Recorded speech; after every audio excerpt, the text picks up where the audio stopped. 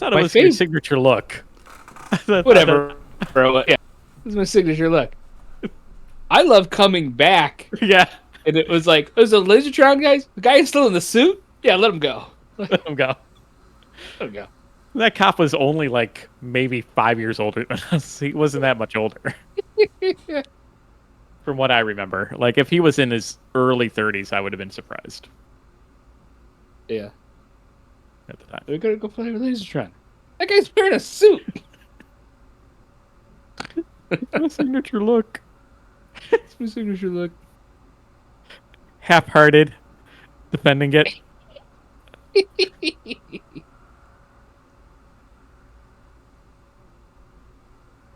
You know what? It's like one of the only times I've been through a checkpoint. I was just through a checkpoint recently. It was like the middle of the afternoon, too. It must have been just checking for, like, stickers or something, registration and inspection stickers. I've skipped checkpoint. But it was like an afternoon one. I was going to, like, Wegmans. And they were blocking McKinley Boulevard where that church was. And I was like, fuck this. I got to get to it. Like, it was all backed up. And I was like, and I turned down a way and I went the back way. So, like, I've skipped them. But I've never, I think that was one of the only times I've been through one, too. I'm back. Excuse me. You're back. I'm back. So I bought this little dinosaur story. Dinosaur tail. Yeah. I bought this little cup holder for my desk that clips on. I really love it. None of my beer's like sitting right in front of me. I just realized I need to change my my art. Oops, that's Paul. Not my art. Hey, my camera. That's me. Okay. Since we're starting soon, but it looks like we started. We did start, but we're not starting. We just started. There's a difference. My question is, what book am I doing today? What do you mean? Oh, for the list, you picked Death of the Silver Surfer. Okay. Last week. You're a week ahead, Mr. Time Traveler. No, but don't worry, John. Now you'll actually be caught up. So when you pick a book, it'll be for like that actual week. Cool. No more of this picking a book a week before shit. And then not remembering what you picked. Yeah. Well, I saw the Silver Surfer there, but I didn't know if we were doing the one that I'd picked the other day. Yeah, we're doing that. The last time. Hey guys, welcome to the Bag and Board Cast. It's episode number 610. I'm Chris. I'm John. And I'm Paul. And we're a weekly podcast that comes to you in 3 ways. The first being The Week in Geek, bringing you the top geek stories of the past week. Next is the list, the comic books that we are looking forward to coming out June 11th. Yes. See, that's the difficulty with picking a book a week or two before. Mm-hmm. And then we follow it up with our weekly rotating main topic. This week, we're taking a look back at some of the comic books that we read in May 2025 with the monthly look back for May 2025. Yeah. Guys, it's been a while since we recorded. No, it hasn't. Yeah. Well, yeah, you and I, Chris. But, John, you're back from your beercation. Yeah, in Sarasota, hanging out at, Treehouse. Was it good? It was good. It was a lot of fun. It's a new facility out there, and it's huge, and it was really nice. And the outside was all super packed. Inside was pretty empty. But yeah, it was nice. They have a smart way of doing everything. They got a bunch of bartenders there. You get pulled up, card you. They put a wristband on you. And if you have the wristband, you can order beer, obviously. Sounds like a VIP experience. So, of course, you brought home a bunch of beer from Treehouse because it's great beer. At least, so you're drinking Julius today, right? I am not. We didn't have room to bring any beer home. Oh, that's right. You brought the baby. We had the baby. We also, because Caitlin was going to a conference, her work paid for a car, so we didn't have our car, and they gave us a very small car, so we didn't have room for like a cooler in it. And Was it a smart car? How do you not fit a cooler?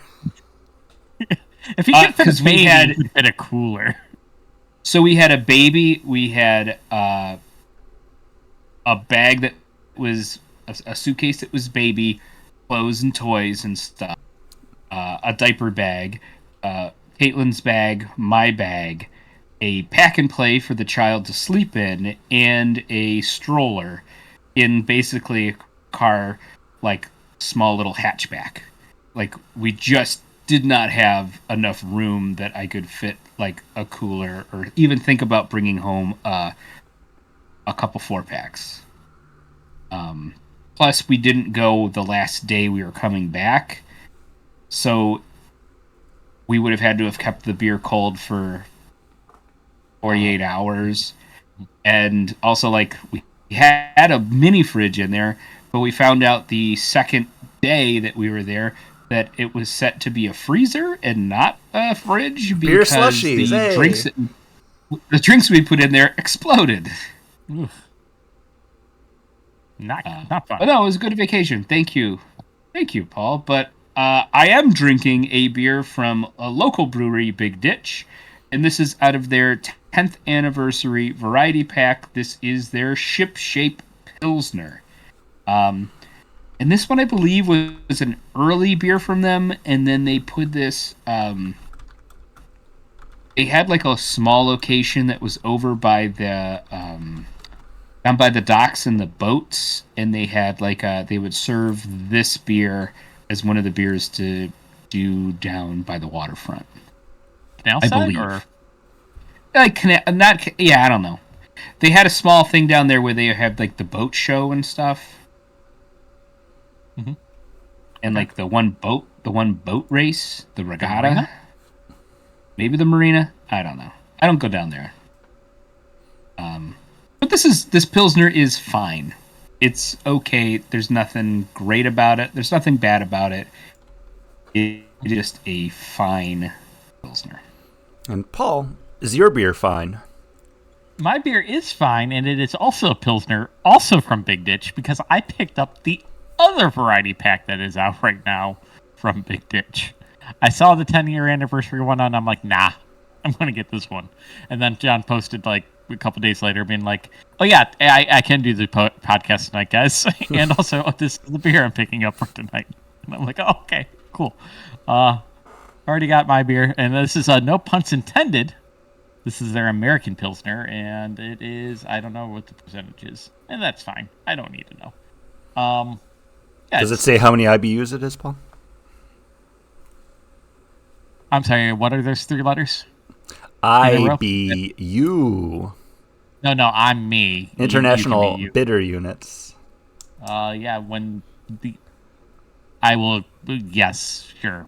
When international people actually agree on anything, I will agree that that's a thing. This is 4.7% ABV. And this is crisp. It's easy drinking.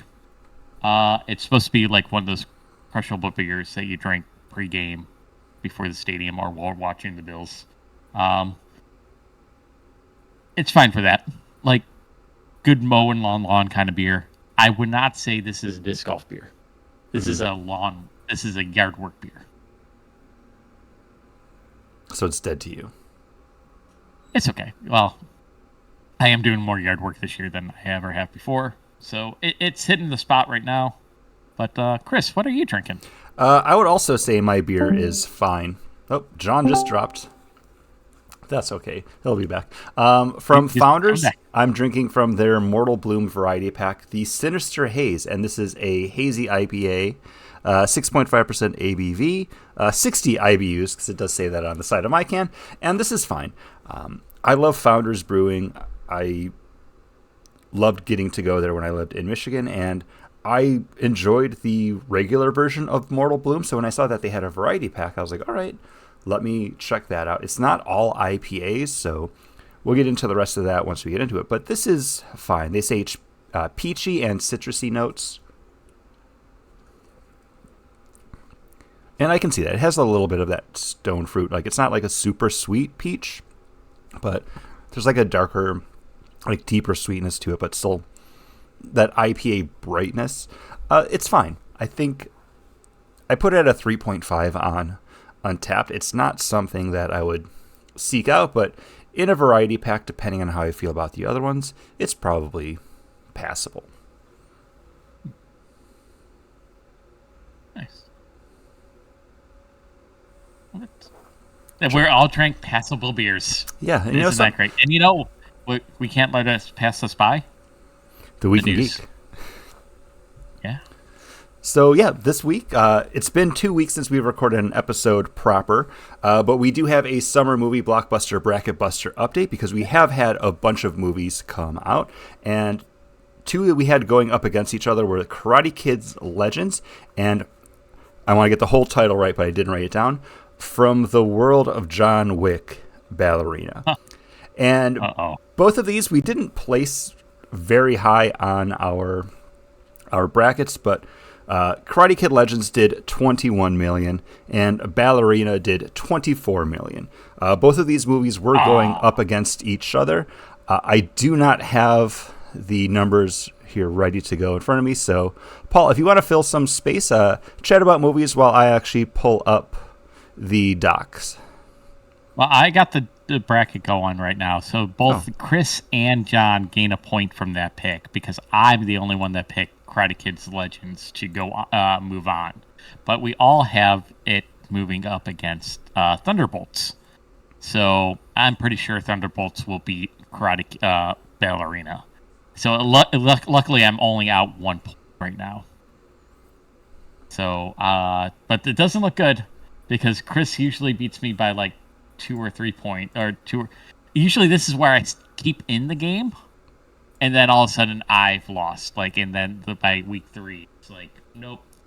My bracket is busted. Hence why we call it bracket buster. Yeah, it doesn't take a lot for it to get knocked out, but it happens. Yeah, so we have a movie coming out this week.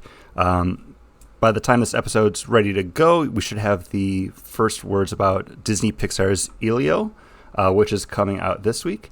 And then also How to Train Your Dragon coming out this week. And both of those movies will be going up against each other as well. And I think, Paul, you have the bracket in front of you, so correct me, but I think we all have How to Train Your Dragon moving ahead, correct? Yes, I have How to Train Your Dragon. John has HTTYD, which is the How I Met Your Mother spinoff. And then I have How to Train Your Dragon as well. Nice. I just like that you put the abbreviation. It was smart, John. But it just, for whatever reason... It was smart, but you said it like I was the biggest asshole. No, it tickled me because it was like How I Met Your Mother. Because it starts with H, and it's like almost the same. There's Y in it. And I don't know. When I saw it there, I'm like, oh, How I Trained Your Dragon or How I Met Your Mother. Paul sees letters, and he just thinks How to Train Your Dragon. How I Met Your Mother, not How to Train Your Dragon. I'm a bit. Oh my goodness, John! That's not the only one he abbreviates. I abbreviated them all. Oh! Yeah, I'm surprised he even did wrote out Superman. He wrote out Superman though.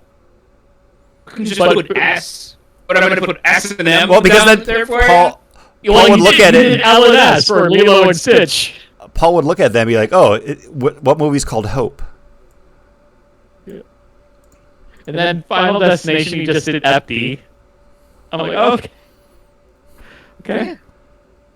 Hey, we were doing these all on the fly. What am I saying? I'm trying to engage with you guys and just fill them in as we went because I didn't fill this out ahead of time. I filled it out as we recorded, and I wanted to listen to what you guys had to say, and I didn't want to spend all that time typing. So I'm sorry, Paul, that I was trying to engage with my fellow podcasters and do it on the fly. Wow. Not do it a week ahead of time and never pay attention to what other people are saying. I got dropped hard there. Fellow podcaster, not friend. My co-host. Acquaintance. I have to deal with his work acquaintance, this fellow podcaster. I was bitching and I, on my own bracket, I just filled it in by putting the initials of the thing. What made me laugh was like I caught that one, and then I look over at your bracket and I'm like, oh my god, no, it's not just that one. He abbreviated almost all of them. I do love that you also just swore on there apparently because you just went F exclamation point. What movie's F? Exclamation point. That's F1. It's a typo. Oh, okay. F1. And that's not abbreviated. That one's not abbreviated. It's the only one he took the love and time to type out. That's the one that made me go, oh, I should abbreviate all of these. It saves so much time.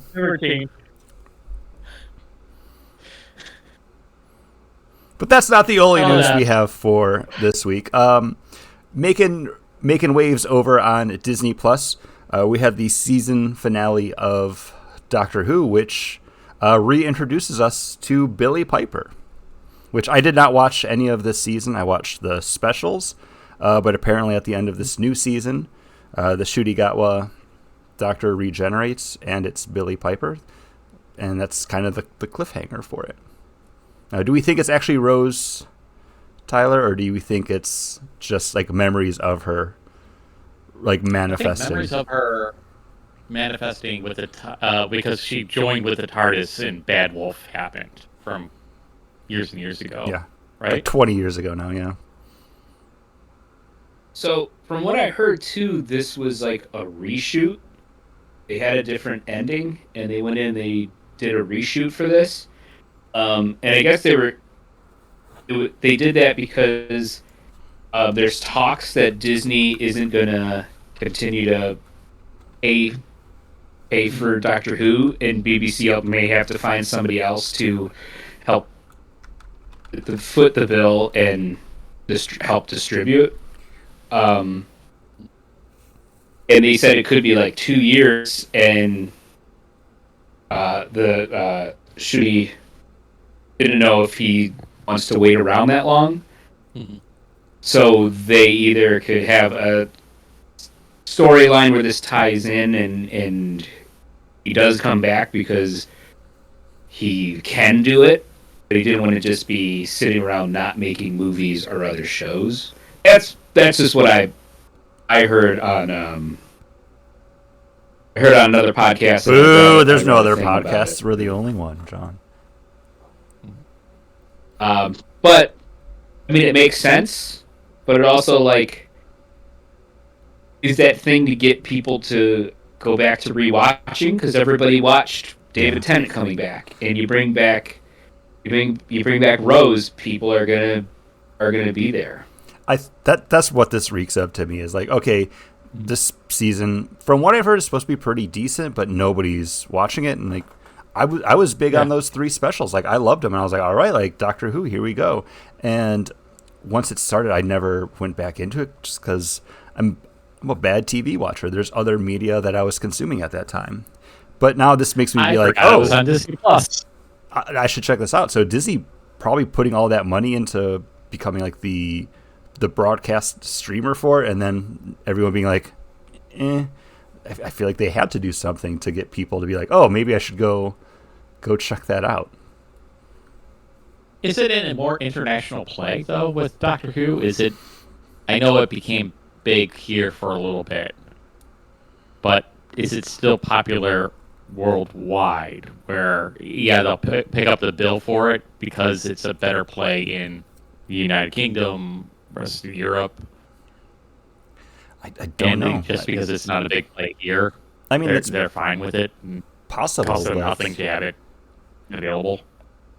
I mean, it might cost them nothing, but that's still money that they had to spend. And not to talk about this for a Week in Geek, but apparently it cost like $650 million for them to make Andor, and that's why like Tony Gilroy's like, yeah, they're never going to let anybody ever do anything like this again. So enjoy it, nerds, kind of thing. Yeah, but Mando's going to sell a bunch of Grogu plush, and it's going to Yeah, but- underwrite I that thought you were kind gonna of say stuff. he's gonna sell a bunch of go-go boots, and I was like, what? What? What but- Mandalorian are you watching? But also, then like Those Acolyte didn't boots are sell made for anything. walking. Yeah, Grogu plushes and stuff, and Andor's gonna win a bunch of awards. Like it's going to get some what Emmys? Is that what it's up for? I don't know. Probably, yeah.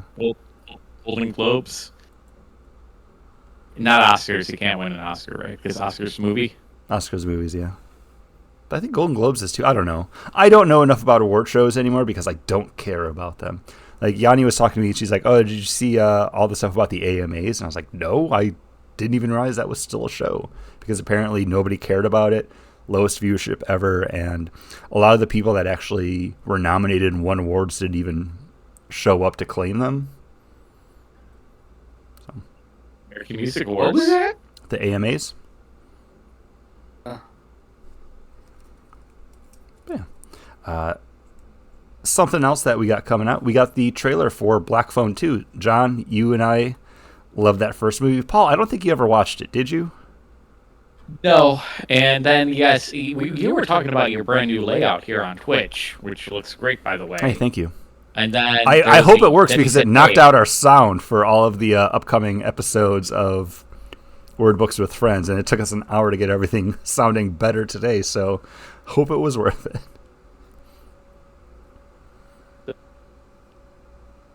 What was I saying? Oh, and then he said, "Oh, yeah, now it's available. We're going to post it to YouTube as well."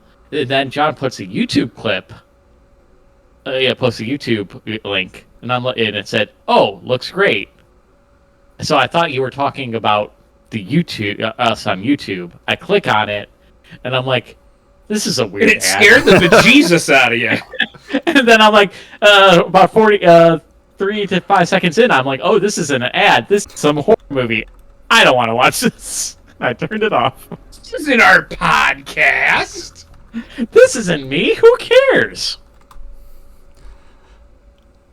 But Paul, what you Looks did good. see of it, what did you think of how it looks? A black and white cornfield, and then a cross, I think. And then I'm like, "Yeah, I'm done." It looks good. As a fan of the original movie, I know a lot of people are like, "Well, how are they going to bring back the grabber?" And I think they sum it up really well with like the last line of the trailer. It's like, "Come on, Finney, you know more than anybody. Death is just a word." And it's at that moment I'm like, "Yeah, I'm down." And the fact that Ethan Hawke was like, "Yep, I'm back in it," because they know what they're doing with the sequel. Like, I'm so amped up for this one. Yeah, because he could be a great new, like Freddy Krueger.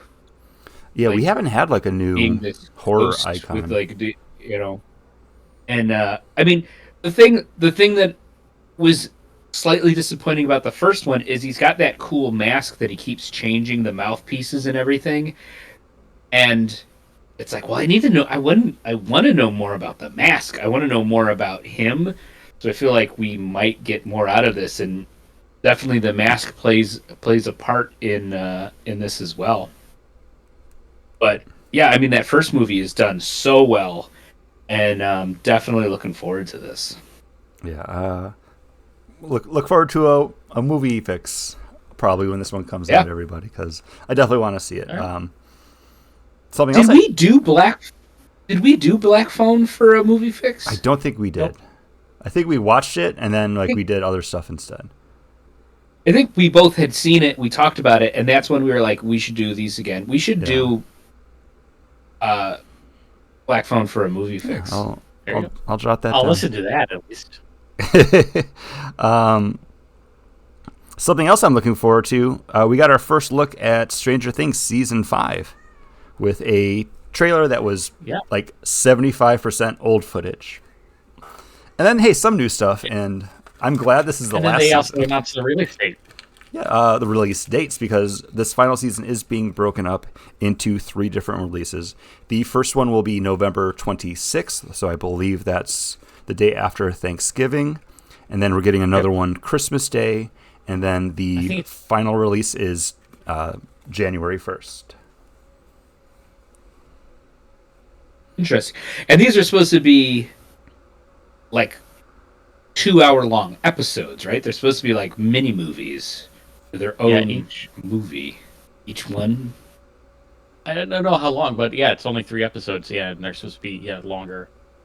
Was November? Was that the day after Thanksgiving or the day before? It's the day before Thanksgiving, Okay. the 26th. Gotcha. So Netflix definitely knows how I watch Stranger Things, which is like I wait until it's done, binge it, buy Netflix for the month, binge it, cancel Netflix. Yeah. So they're like, yeah, if you want to be in on the discussion, you got to at least do that 3 different times. Or you could just do it in January and binge everything like you normally do and then get rid of it. Which is honestly, I don't know if, because I got rid of Peacock, I got rid of Hulu just because I haven't been watching a lot of stuff recently. We did just get another look at Twisted Metal Season 2 coming out on Peacock. So whenever that launches, I'll probably get that again for the month just to check that out. But I like Stranger Things enough that I would probably lock in for that 3 months just to keep up with it. Yeah, I mean, we have Netflix, and I think like once, I don't even know what I don't even really watch anything on Netflix. I'm rewatching Lost with my mother-in-law. I think we're starting the last season, Nice.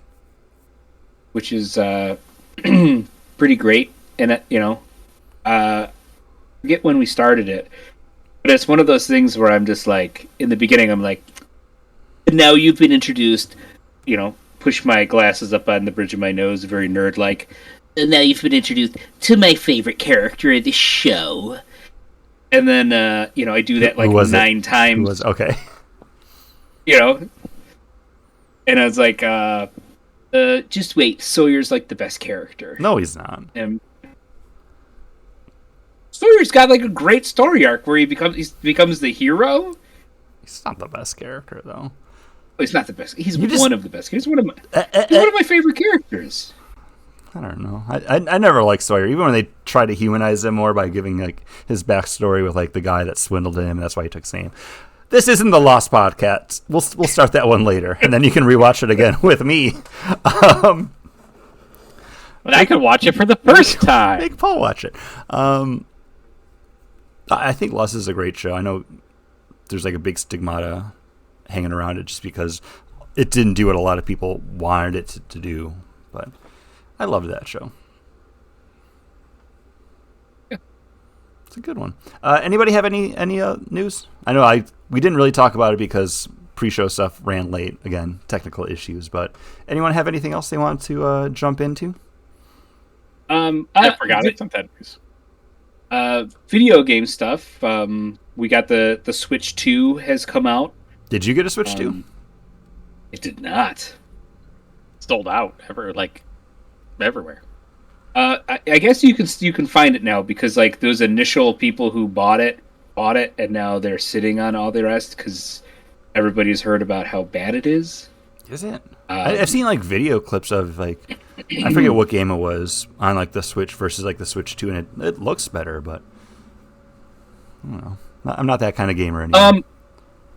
It's kind of it's more people complaining about how Nintendo's you don't own anything on it now. You don't own the games. They're charging you extra if you do anything to modify your thing. They'll completely turn it off, and they have the ability to do that. They don't allow you to like if I bought a game and like had 2 Switches, one for like a family one and then one for Grayson. I can't use that game on the 2 Switches in my household. I can only use it to one of the systems, even if we've linked them. Because we've just done that now. Caitlin bought the middle piece without the switches refurbished and used. So we have 2 Switches because Caitlin is hooked on playing Pokemon, and so is Grayson. And like there's fighting between my wife and my child for who gets to use the Switch. But we wouldn't, if we did that with Switch 2, we'd have to buy 2 games. We couldn't use the one game because They're you don't. $80 now for the game. too, right? Yeah, and you don't, but you don't own the game. So there's just been lots of things like that. It's that's crazy to me because, granted, Chris would need a controller, but I'm here in Buffalo. Chris is down in Orlando, and he can play my version of Ninja Turtles with me. Yeah. We just need to figure out controller. Yeah. But I can on Steam. I could list you guys as my family, and then I think you guys could then play the games that are on my Steam list. Well, you could list me as family. You'd have to just list John as one of the people you podcast with. I'm a podcaster. Yeah. And then you had the announcement of the Xbox handheld. It came out the same weekend that released. I literally just saw something about that today, and I was like, oh, that's going to get supported for like a year and then go away. Well, they teamed up with PlayStation Portable. Chris, come on. Well, but Xbox teamed up with the company who makes the Switch handheld, or not the I'm sorry, the Steam handheld. Okay. What's called? Gearbox? It's got, but it's a different Steam? different one. I think it's Steam. It's paired with Steam, so you can play your Steam accounts on it. Steam Deck. Xbox games. It's like the Steam Deck, but it's got like the Acer, the Archer. It's got a name like that. Forget. But it's connected with your Xbox now. So if you have an Xbox account, you can stream your games. You can stream your Steam games to it. But it looks everything they've been listing about it. It sounds like with Grayson having this handheld, I'm like, man, it's really cool to have like a good handheld system because that's kind of the player now. I'd rather play sitting in my living room or sitting in my, laying in my bed than going and sitting in front of my computer screen. Like down here in my office, I'd rather just be able to play it on the go. On vacation, flying on a plane, driving in a car. I don't play while you're driving in a car. Should that be bad? Riding in a car. Okay. But like we just drove to Lake George. It's a 4.5-hour drive. My wife and I split it. But if I had the Switch, I would have played while she drove, and vice versa. Like, it is kind of nice to have that with, have that handheld. And I was talking to Caitlin, it's like, when this comes out, I think instead of buying a new system, because we were talking about getting a new system for games, for actual video games versus like a Switch, it's like, I think I would just want to get that. $600 for the lower tier version of it. Whoa. $800 for the higher storage one. Video card for that. But what are the new the new systems? It's $500 for the Switch 2. It's $500 for the Switch 2? Yeah. Guys, these tariffs, we gotta stop them. This is crazy. I think that price was going to be that price with or without. Yeah, those. I think that's it. I mean, for the same price, you could get the full-fledged Xbox Series X with a 1 terabyte drive. So I know, there's that, I can pick it up and play on the go, but that's a lot. I don't know. I'm not that kind of gamer anymore, so I can't. My thoughts on it are kind of moot, but I like coming to my computer and playing and just being in my room. I can close the door, play my video game, and be here. If I had a handheld, what happens is if I'm trying to play it on the couch, Kate's going to, I'm going to want to talk to my wife instead of just playing on the the Switch or whatever handheld I have. Even the laptop, I used to try to bring that out and play games on the laptop, but it doesn't happen. Like, I start having to do anything else except for playing the video game. Like, That sounds like it's Kate doesn't. You when you go out there, Kate makes you do other things, and you can't. I'd rather like watch something on the television with her, or play a board game with her, or do something other than. If I'm out there with a video game, I'm not as comfortable as being here in a nice chair, and on my actual computer where I can lean in and like completely engross and focus on it. Like, if I'm out there, the TV's on. I'm gonna be kind of playing my game and then TV. And that's why I tend to just do mobile gaming if I'm sitting on the couch. Like, I'll play Marvel Snap or like Pokemon Go. Like, I'll just like open up that, like try to catch whatever Pokemon are around me, and like that'll be kind of it. Like, well, even phone games I can't stick with. Like, Snap got me for a good 4 or 5 months, and then I'm like, I'm not playing it. And then, like, I fall out of not playing it for a couple days in a row, and I'm like, never mind. So, do you think if you downloaded Snap on like the Steam client, would you be more I was likely to playing play on it? Steam. Okay. And that's where I really started playing it, and then I was doing it on the phone. And then I wasn't, if with my computer, I might not turn it on for like 3 or 4 days in a row until I want to sit down and play a video game or something. So when I wasn't doing the dailies with Snap, I'm not an every single day video game player. I don't eat dessert every single day, but I drink beer every single day. There he goes. Hey, Paul, what are you drinking? Since you don't stop. This guy never stops. You heard it here first. Big Ditch, Whitewater. This is their it's a Belgian ale, Belgian style wheat ale, and I was excited to take because I'm a big fan of Allagash White, and I'm like, okay, so this is like an Allagash White from Big Ditch, and it's really not. There's no coriander. There's no other flavors that I'm really getting. It's just a light, refreshing beer. Nothing to write the soldiers about. I think it was meant more to be like a Blue Moon than like an Allagash White or. There's a little hint of botanical spiciness on the back end, but very light. It's not bad. John? I'm drinking from Big Ditch. This is the year FC for our city. They brewed this originally with the FC Buffalo soccer team. And this is like a nice white IPA. So it has that kind of weedy body. And it's just like a nice citrusy hops. It's super easy drinking.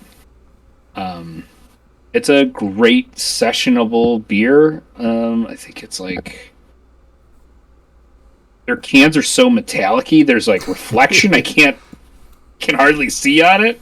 While you're looking at that, I am going to ask you a question, John. Do you think FC maybe stands for football club? So, or do you think it stands for Folgers Crystals? So it says FC, and then it says for our city, and the F in for is highlighted, in the C in city highlighted. So it's for our city. Okay. FC. But it is for the football club. Right.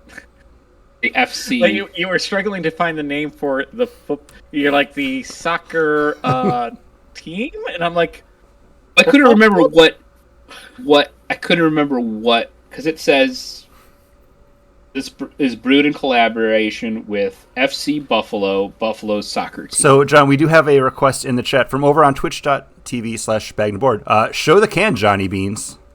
Show the can. Show the can. I mean, it does say FC for our city, big ditch. And For it a has guy like the that buffalo. abbreviates everything, you would think he would be right on top of it. It has like the buffalo like city flag on there with soccer balls in the middle of it. So Could you ask? Could I ask the person on Twitch how's his arm feeling? Yeah, you can. Well, you can. You just did. I know. And while we're catching up on that, the next one from the Founders Mortal Bloom variety case is the Tropical Fate. And this actually is not an IPA. This is a fruited ale. 6% ABV, and they say tropical, pineapple, and citrus notes. And it definitely does have like a big fruit punch flavor to it. I actually like this a lot. I like it more than the Sinister Harvest one. Johnny, your response is, it's numb. It's numb. I shattered his arm skateboarding.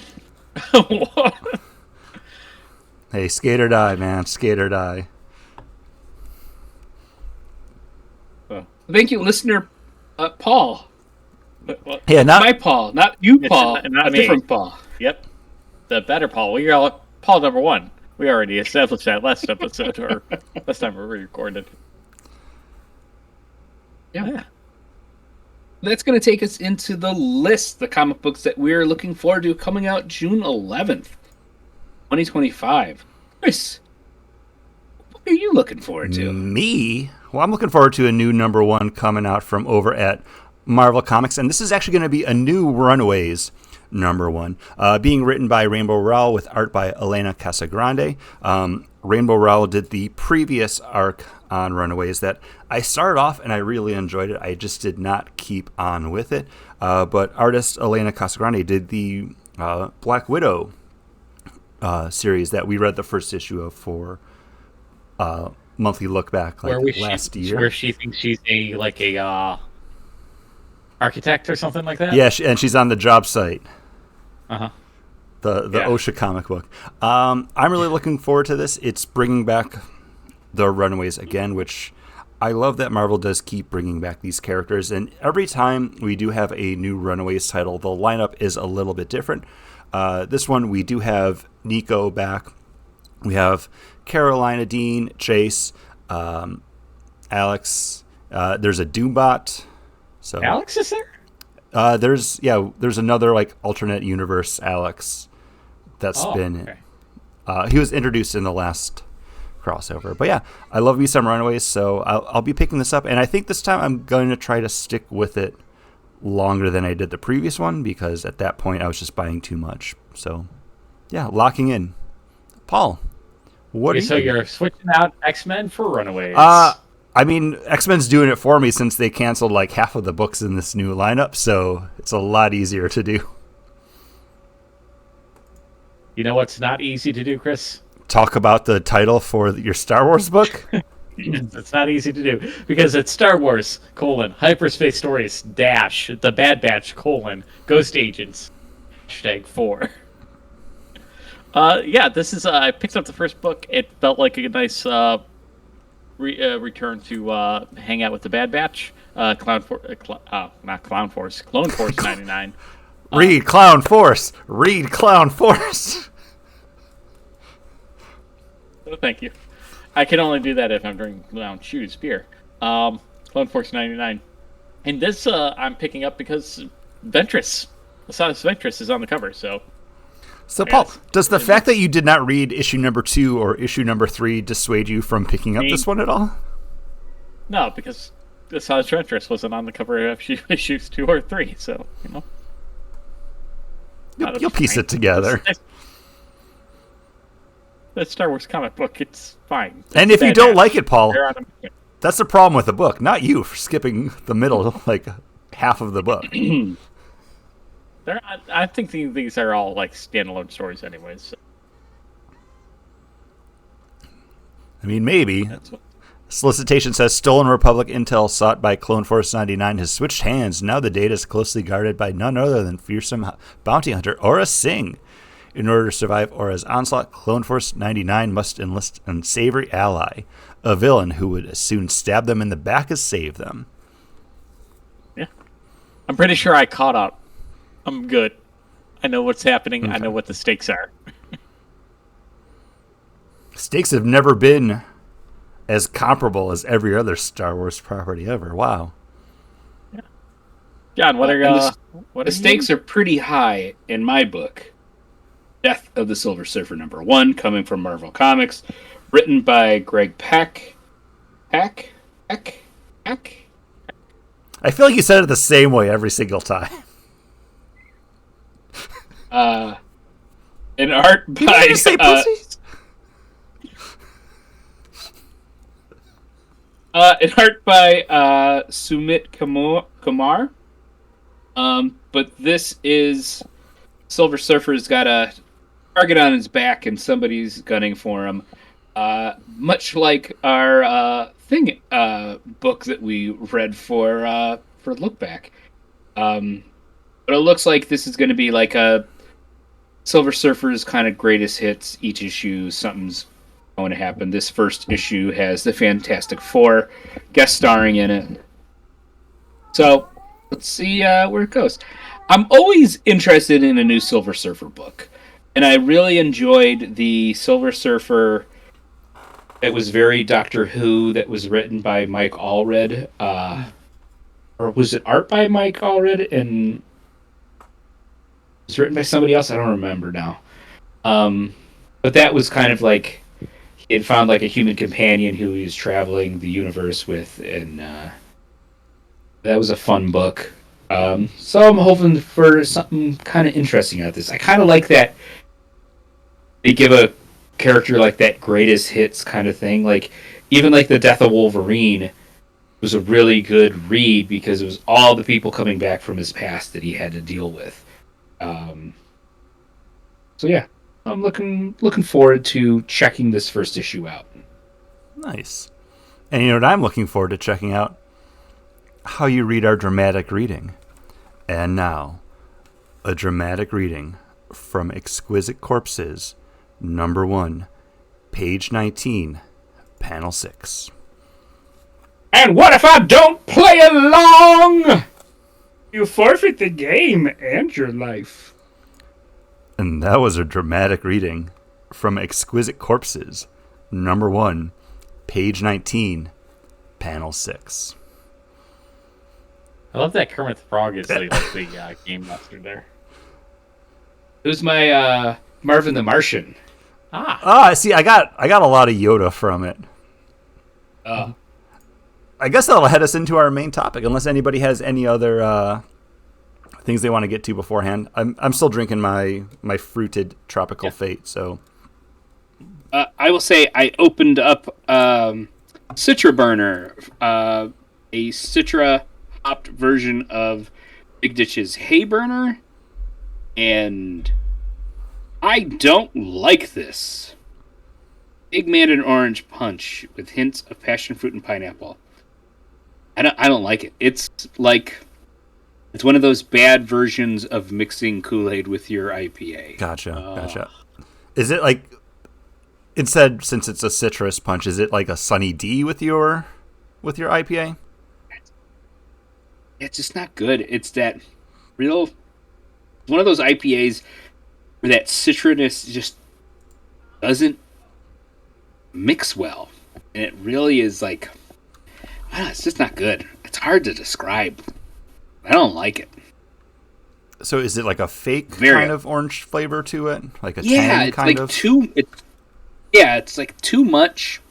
It's really an assault on your tongue, and I thought going for it was bad or it was big because of like I was going from the FC to that, but I took quite a few sips trying to get acclimated to it. FC fried It's just chicken. not good. You got it, baby. Final destination. Final countdown. There it is. Well, I'm sorry you don't like it, It's but so much practice with abbreviations on his list, on his thing. But did you like your book that you picked for this week's main topic as we head over to our May 2025 monthly look back? three of us, three different books. We already kind of gave away John's pick with our dramatic reading. John, why don't you kick us off with Exquisite Corpses #1 while I get up and get my next beer.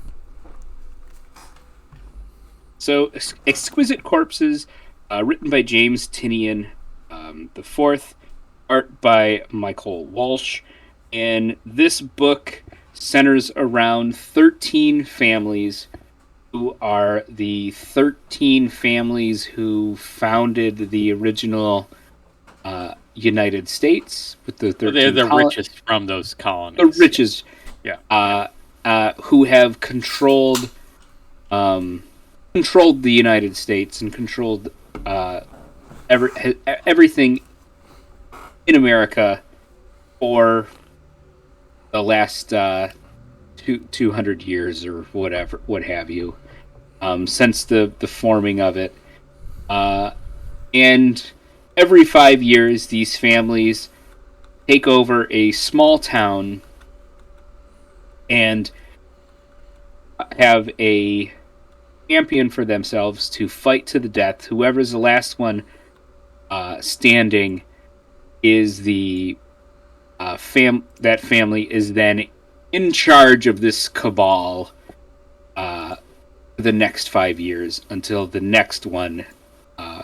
But everything is done by random, so they are shuffled out cards, and each card has a rope, fists, electricity, bombs, swords, arrows, guns, and they have to have someone who can only use those items to have this kind of battle royale throughout this.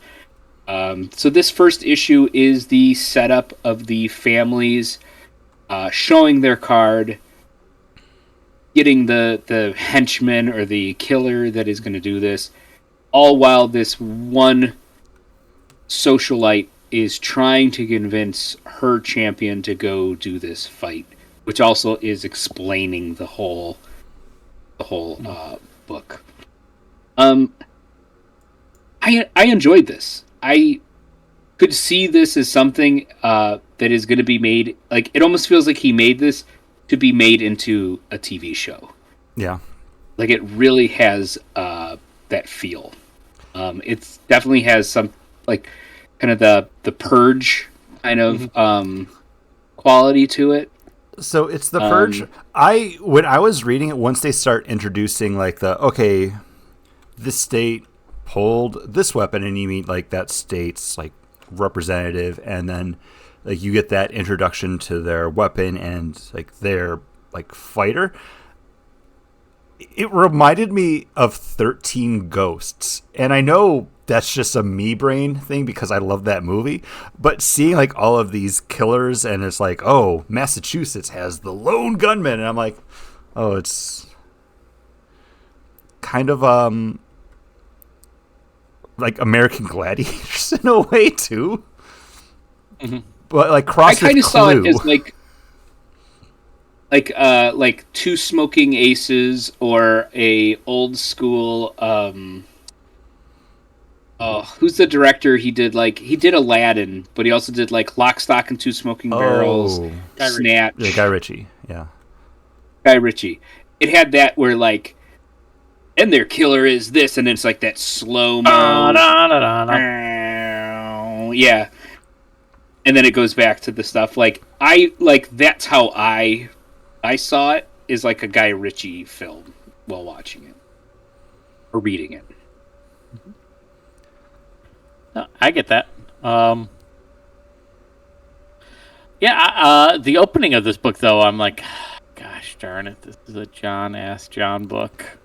See, the opening, I was like, oh, Paul's going to hate this book because it starts off with in the first caption, somebody says the F word, and Paul's going to be like, 3 different times in the first caption. I'm like, potty mouths are not acceptable in my comic no, book. because it's cheap. It's just like, I'm going to be edgy, and how I'm going to be edgy is drop the F-bomb like 3 times in the first panel, and it's like, you're trying too hard.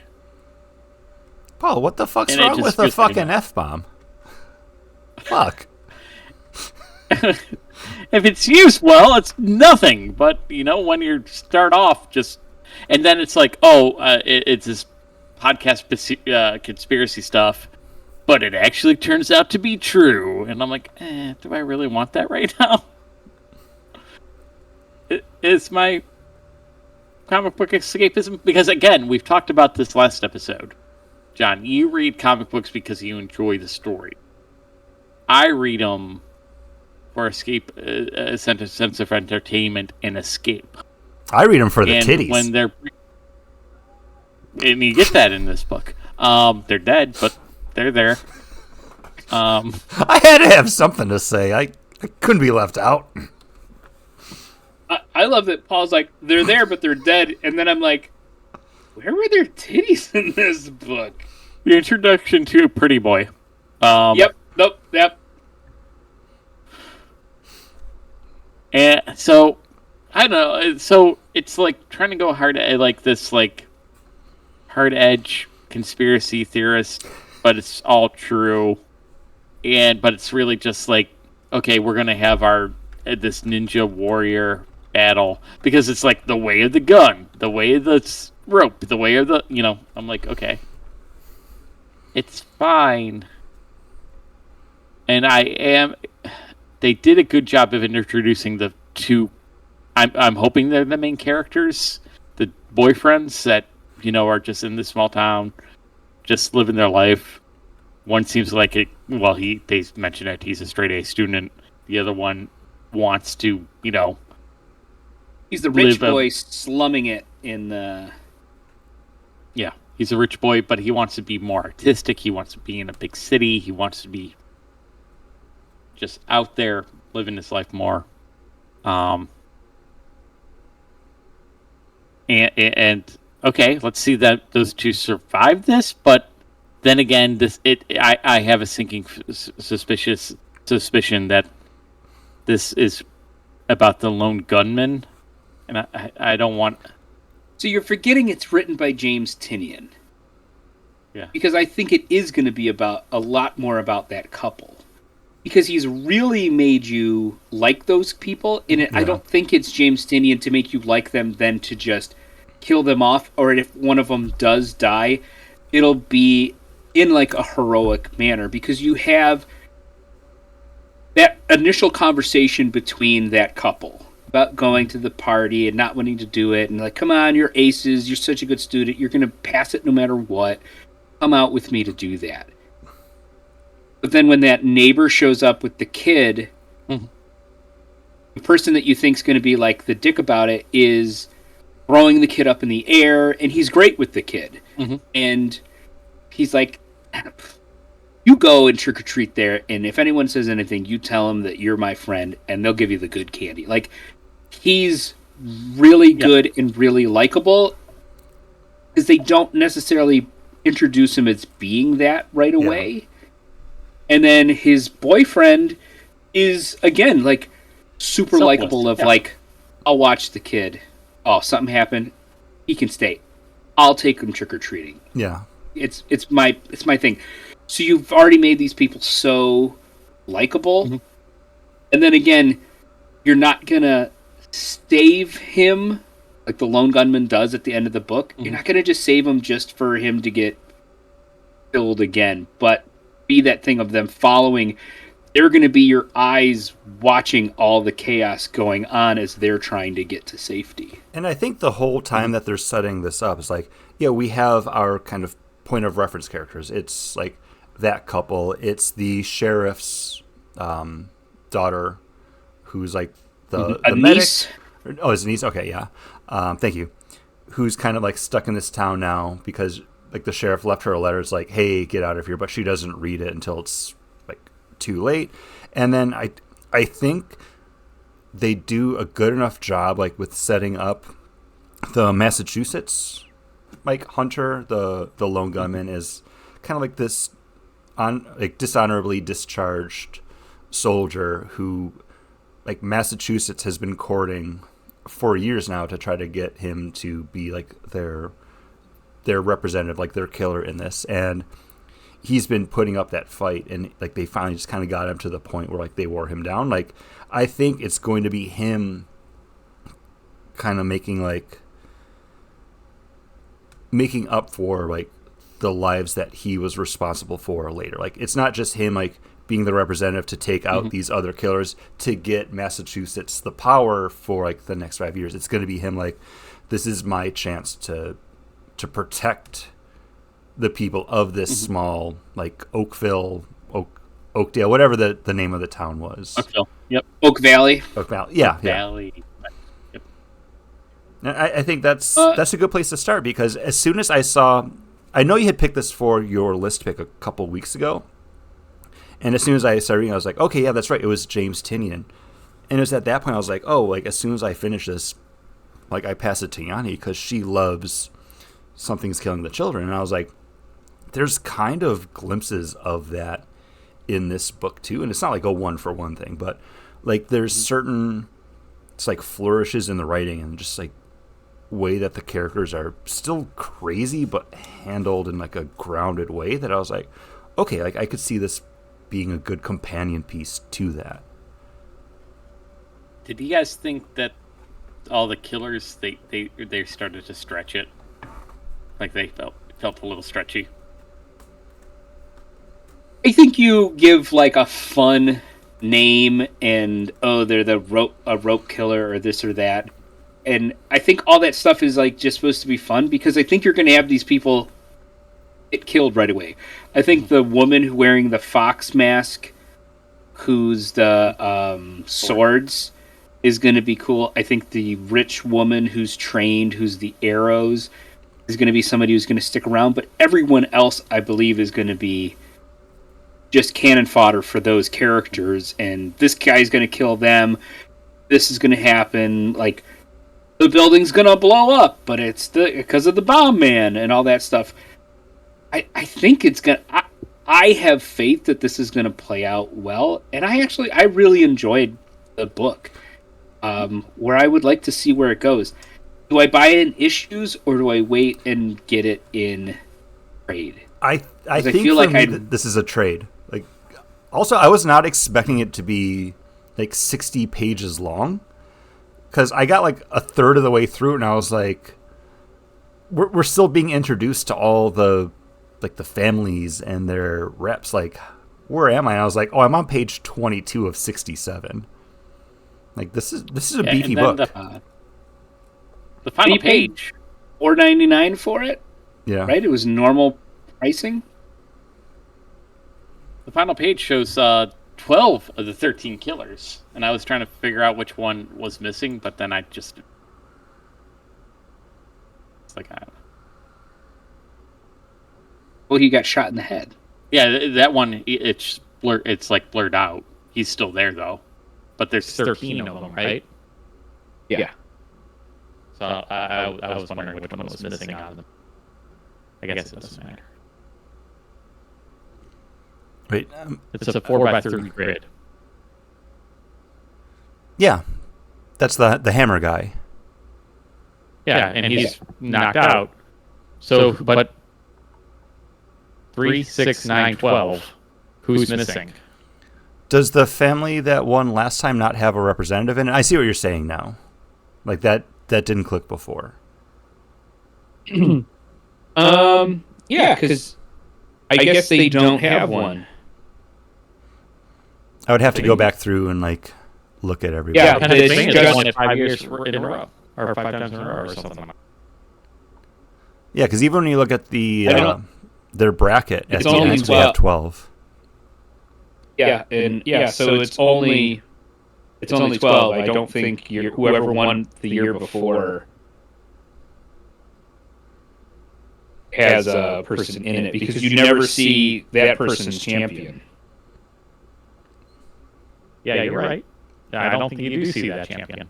So I don't think they have one in. So if you had there was a line like, "Hey, this is Massachusetts, like, yo, this is when your reign ends," blah blah blah. But maybe I'm wrong. No, I also did like at the very, very end, there's going to be a game coming out. Exquisite Corpses, the game. It says coming 2026. Start collecting your killers now.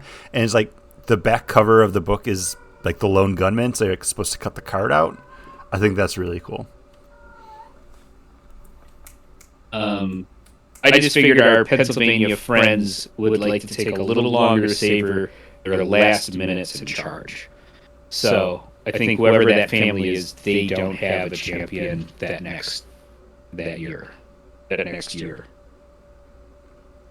Because yeah, it also makes sense because there's a deck of 12 weapons that they're drawing from, and there's 13 original colonies. So maybe whoever's there. Okay, all 12, they say okay, all 12 weapons are in play, and we're counting down to sunset. So yeah, you're right. It has to be that. You're looking who's going to replace them.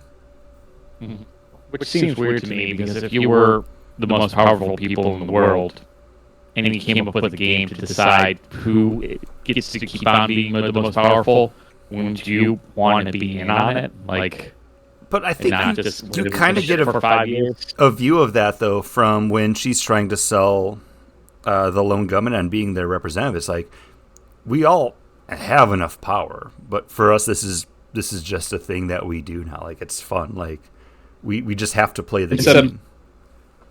Yeah, and some people don't even care about it, so they don't hire professional killers or anything. They hire psychos and lunatics. Yeah, like to do it. Is it the one say it's like the girl's twin sisters? Like, no, she's been training for this. Like, she's going into it.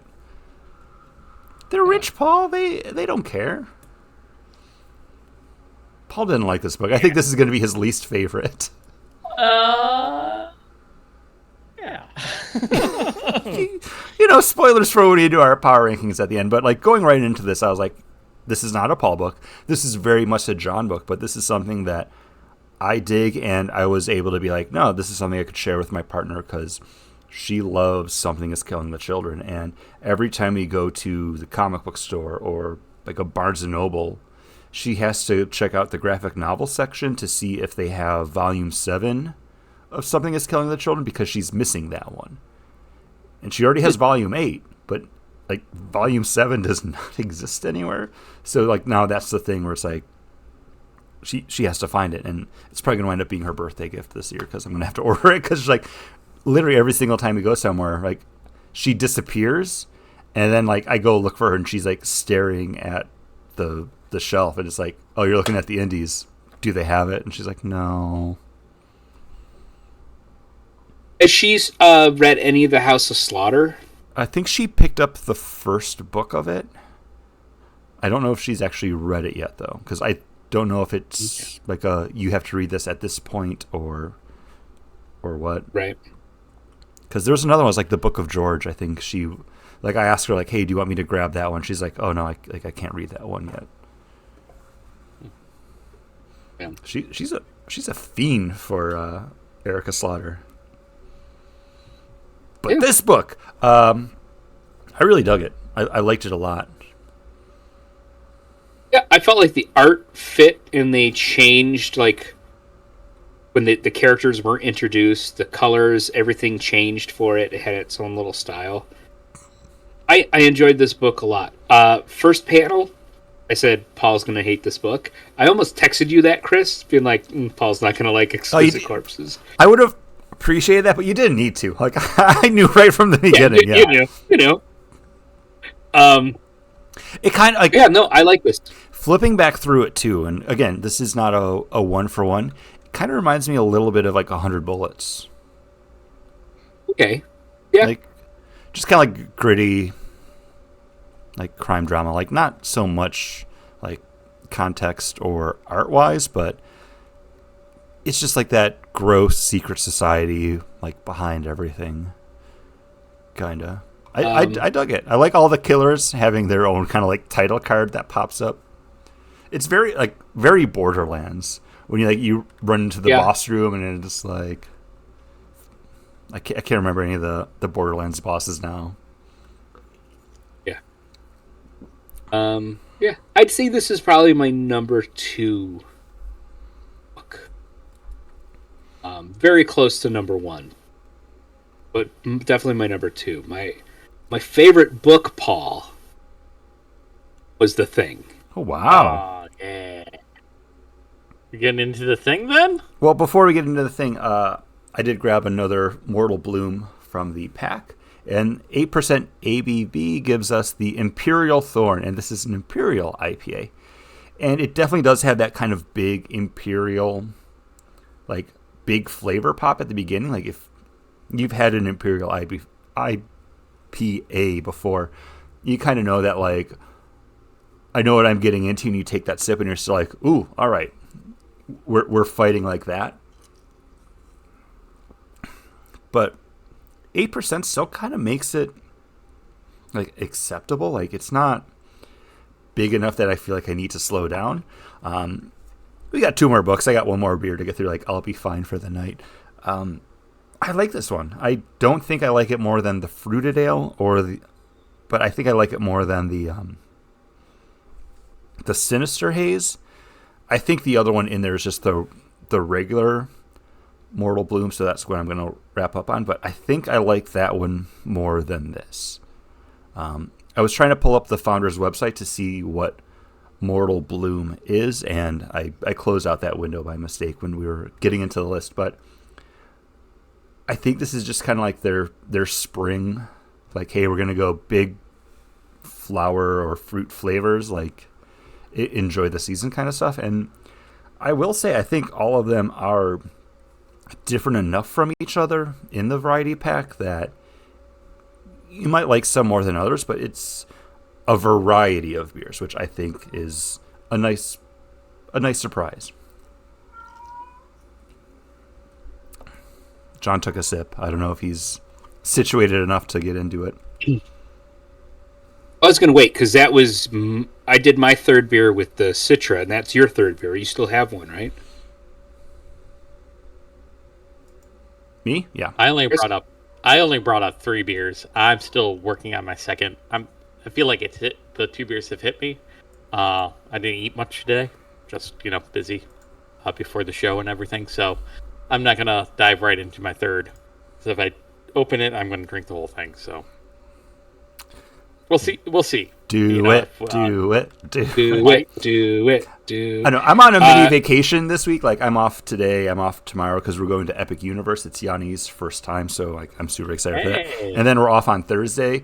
So look forward to a new issue or new episode of Parks and Rec coming out with Yanni's first thoughts on it. There was one just your first and last look at Grand the Avenue, Muppet Town Square. Yeah, Muppet Town Square. Man, like going back into that land with that like knowledge, like this is going to be going away. Where it was like my comfort corner of Hollywood studios. It's weird to say that, but like that was a place where it's like, hey, I know there's things I like here. I can sit down. I can take it easy. Kind of hurts a little bit. Listener, check out Parks and Rec episode number 55. Without being empty. Yeah. Because the problem with Hollywood studios are corners like that, but they feel empty. Yeah. I'm looking at you, Star Wars hyper base, whatever it is called. The Lunch Bay area. Lunch Bay area, yeah. And also the Animation Courtyard, right? Maybe? Yeah, that was part of where Lunch Bay is, but now it's just okay. That's all. It's just like the Disney Junior area too. I don't know. Yeah. Don't love it, but you know what I did love? Paul's the pick. Thing. The King of Yancey Street, Part 1, written by Tony Flakes, artist Justin Mason, and color artist Alex Sinclair. And I have to say, the art and the coloring, love it in this book. Really, because I thought they were a little shaky, a little uneven. I liked how it felt like almost old school. Like it almost feels like the old Thing book from when I was reading it with Dan Slott. Yeah, Slott. Like, and kind of harkens a little bit back to the early aughts, 20 years ago, but also a little comic strippy every once in a while with the coloring. Yeah, which I enjoyed.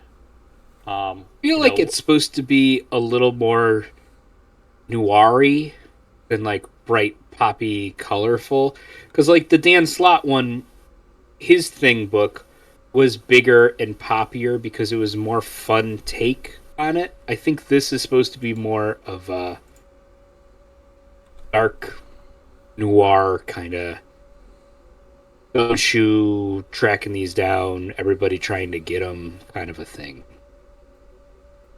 Well, Kind of a one guy's thing or trying- kind of a thing? It's kind of a thing. I love it. There's something about it. There's a scene that I'm like, oh my goodness, this is from like one of my favorite episodes of Justice League Unlimited.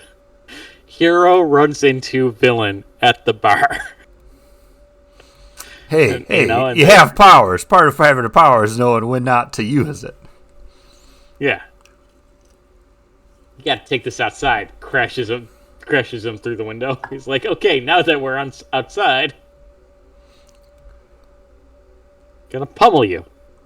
Then he leaves his business card. So, okay, well, let's get into I like that his business card card is just like Ben Grimm, the Thing, Fantastic Four Space Plaza. Adventure. Like, it's like everybody Go knows on, who he is. He doesn't need to. But that's kind of the charm of it. But continue, Paul. So this book is about Ben Grimm out having a Fantastic Four, fantastic adventure, killing monsters, and like, Sue's like, dude, Ben, why are you holding back? Come on, it's clobber time. Ben's like, oh yeah, it's finally clobber time. Comes home, got space goo all over him, just wants to eat, take a shower, and not be woken up unless like Galactus shows up. Not a Herald. Actual Galactus. Like, that's how bone tired this guy is. And then there's a knock at his door from an old pal from Yancey Street who wasn't really a pal to him. One of But his his sister childhood was. bullies. Yeah. One of his sisters who was nice to him is now missing. And it's up to Ben Grimm to figure out who has kidnapped this guy's sister from the Yancey Street. It's not his. It's his sister's daughter. Sister's daughter. Ooh. Okay. Makes sense. And and then he's trying to track her down. He gets into a fight with who is this guy? Gladiator. Gladiator. And he has a flashback for when he was a kid being bullied. And yeah, now but people now know that Ben Grimm is on the case, and that by people I mean the Kingpin. Guys, I'm excited because I like a small street level trounce through the universe. That's what I loved about 52. It was like, hey, these are the non-big name characters just traveling through the universe, running into other like non-A-list characters. And this seems like it's going to be one of these books. Like, it's going to take me around the the Marvel comic books universe without ever leaving New York. I'm going to running into the Gladiator first issue. I'm going to run into Bullseye next issue. Herbie. All while and Herbie, yeah. All while Ben Grimm is wearing a fedora and a trench coat, doing his best Gumshoe. Kochak. private eye. Yeah, What's his name? Maltese Sam Falcon Spade. Yeah. Humphrey Bogart. impression. So I'm in. I'm in. This is my favorite book of the month. I read some of the other books that I had picked, and I'm like, it has to be the thing. So, what were some of your other books that you were like thinking about? Just let me get. It was. I also picked up Supergirl #1, Fantastic Four Fanfare, oh yeah, Mr. that's Terrific, right, okay. Superman Unlimited. Those were the ones all in contention. But the thing, I really thought maybe it would be Mr. Terrific #1, but it was just okay. Mm. It wasn't great. But the thing was just so good. No, I really did enjoy this one, and I know I kind of said like the art was kind of shaky, and I don't know how to say this without coming off as like harsh, but the art seemed dated. but the art also seemed like very 1990s Fantastic Four. Like if I bought one of those like packs of comics where it was like 5 comics for $5 and I buy it and like there's like a random Fantastic Four in there, like I feel like that would have been like where we jumped into this. And part of that stuff makes me feel like, okay, I get that this is a Thing miniseries and they're putting this out as a Thing miniseries for money, but there's also nothing in here that makes me feel like this needs to be its own thing. Like this could have just been like an arc in Fantastic Four and I still would have liked it the same. And again, I get that comic book companies put this kind of stuff out as a miniseries because it's like, yeah, I'm buying Fantastic Four. Oh, I'm going to buy the Thing, like, because then I can double dip on it. But I think this is a solid Fantastic Four story. It just happens to be focusing on the Thing because you still get Reed, Sue, and Johnny in there. I mean, you get Herbie too. Like that was a cool little thing where it's like Herbie's his doorman in his like apartment. That's like, this guy was outside. What do you want me to do with him? I was like, hey, I knew you when we were kids. My sister. I thought it was very fun, and it is very Thing. Because it's focusing on his history. Like he's just a boy from Yancey Street, and we get to see that. And I want to talk to John about this too. I like that there's like a warriorsness to this because you have like the voice on the radio that's like, good news, true believers. And it's just like focusing on the lips and like the microphone. Like that made me kind of be like, oh, that's kind of like a fun reference. Yeah. No, I thought the same thing about Thing. I was going to throw it out there now. We usually talk about this off the air after we finish. Title just needs to be Thing, right? I also had wrote down pack. I said pack. Still hearing the same thing. I think the art.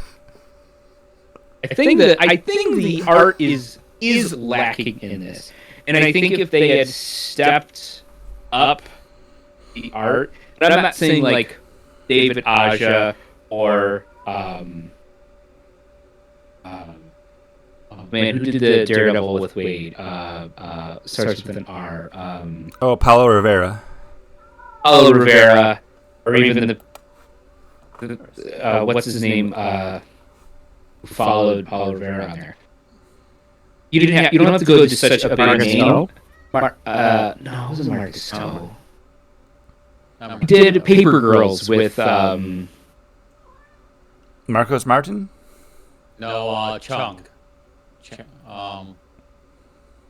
Bernard Chang? I don't remember who did. Yeah, it's okay. Cliff Chang? Cliff Chang. Okay. I had to look over at Absolute Wonder Woman.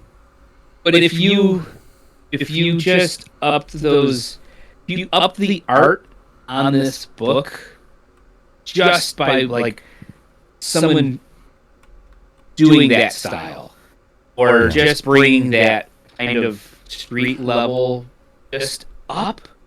Francesco Francavilla on this. Yeah. That just make that art pop just a little bit more, and I think this book would be great, and we would be raving about it. Yeah. I like this book. I think the story kind of sells itself more than the art does. Yeah. And the art is just kind of there. It's not great. It's not bad. It's middle of the road art. I think it. But if it just got elevated just a bit. I love, as I said before, like I love like a greatest hits kind of a thing, and you're gonna have that with the Thing. They're at Josie's bar, which is like the bar in Hell's Kitchen. Like it's Daredevil's bar. They have that in the Daredevil series. Like Josie's bar, that's a fun thing. Gladiator, also in the Daredevil. Like it's tying into all those things that can connect people who might pick this up because Fantastic Four is coming out and because they may have watched other Marvel things. Things. Things.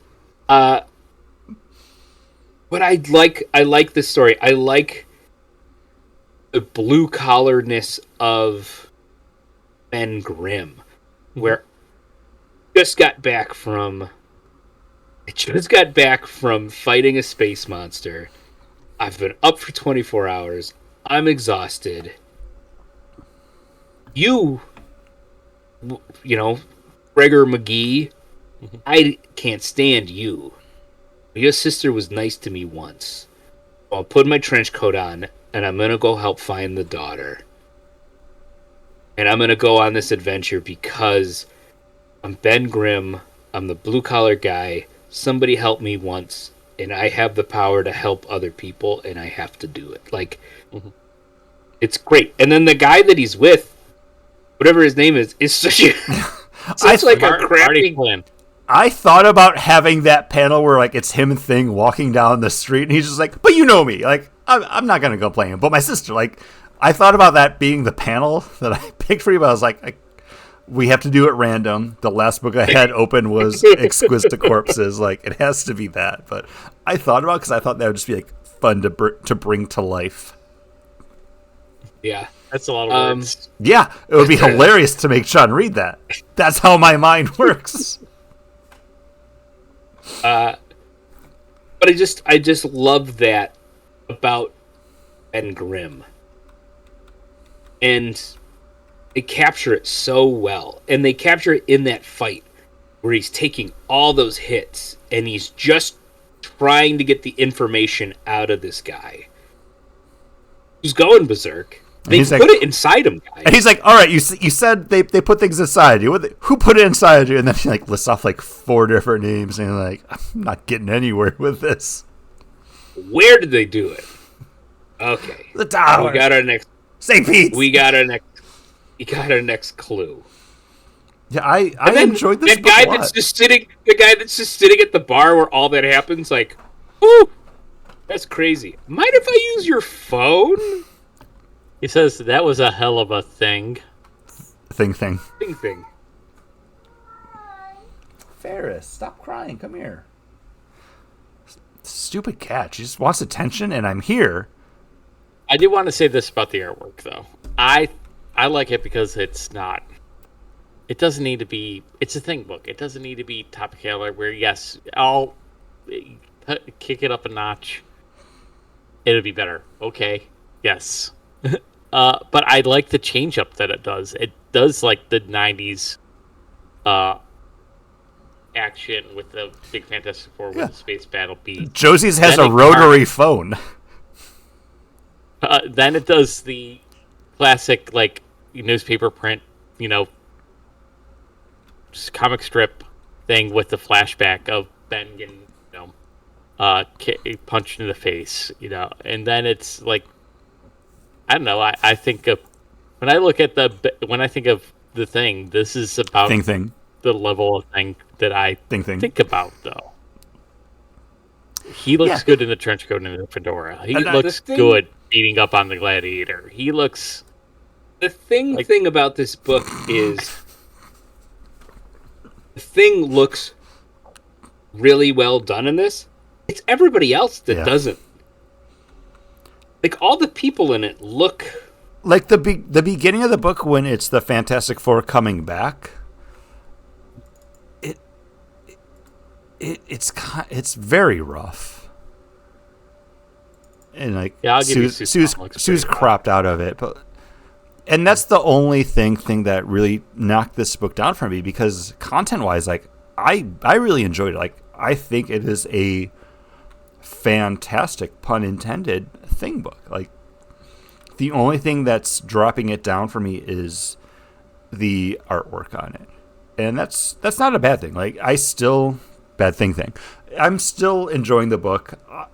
I'm ready to say, prior to our wrap up, there's no bad books this month. I really liked all of the books that we read, and that's, I don't want to say a rare thing, because I think it's becoming more random. Maybe we're just, or more like prevalent. Like, maybe we're becoming more appropriate with the books that we're picking. Like, we want to read things that we're going to like, but I don't know, all of these books I dug.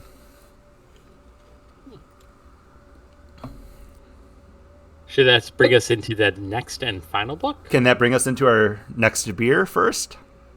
Oh my goodness, guys. You guys are alcoholics. I'm on a mini vacation, and I had 4 beers in my pack, so I got to talk about 4 beers. The final one is the Hazy IPA, the base version of the Founder's Mortal Bloom, 6.2% ABV, citrusy and tropical notes. And yeah, this is a fantastic, approachable hazy IPA. Like, there's nothing too big on it. There's nothing that's going to kind of languish there, though. You get into it, and it's just a nice, drinkable hazy IPA. And shout out to Founders for putting together a variety pack that's... all these beers have the same name. They all say Founders Mortal Bloom, but then they're all just different enough that you don't feel like you're drinking the same beer, but it's with stone fruit. It's with tropical fruit. Like, they're all different enough that, like, I feel like, yes, I drank 4 different beers tonight, and that's cool. Like, the fruited sour, I think, is my favorite because it's a bigger, fruitier beer than I'm used to from Founders. Like, usually if I'm drinking a Founders beer and there's, like, fruit to it, it's also, like, a bourbon barrel aged stout that's been fruited. Like, it's weird enough. So for them to do kind of like a sweet beer outside of Rubaeus, I'm down with that. Like, that's on my level. Nice. So you have this variety pack, and then the regular Mortal Bloom, and then the Imperial are 6-packs. So the other ones are just in the variety pack. That's pretty cool. The fact that they did 2 different beers that you get 3 each of in this variety pack. Yeah. I think I got this. It was $23. I had $1 off coupon at my beer store, so $22 for a 12-pack. I do not lament this purchase at all. John, Nice. What do you got? You're wrapping up with one more. So I cracked open Excavator, which was always a fan favorite from Big Ditch. This is a brown ale with rye. And this is a nice, smooth, chocolatey, malty brown with this nice little spice. And it's not like spicy, and the rye isn't huge in it, but it's got this nice little spiced finish after this kind of chocolatey up front. Excavator's pretty good.